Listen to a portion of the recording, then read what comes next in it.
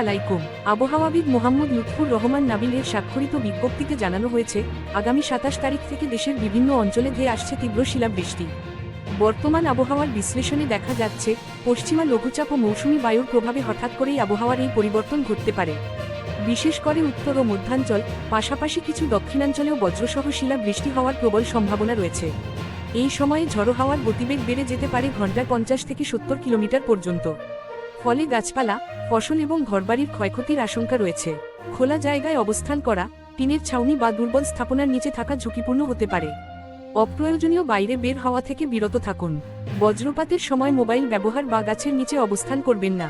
কৃষকদের ফসল রক্ষায় আগাম ব্যবস্থা নেওয়ার পরামর্শ দেওয়া হচ্ছে। ভিডিওটি যদি আপনার কাছে গুরুত্বপূর্ণ মনে হয়, তাহলে এখনই চ্যানেলটি সাবস্ক্রাইব করে রাখুন এবং পাশে থাকা বেল আইকনটি অন করুন, যাতে এমন জরুরি আপডেট সবার আগে পেয়ে যান।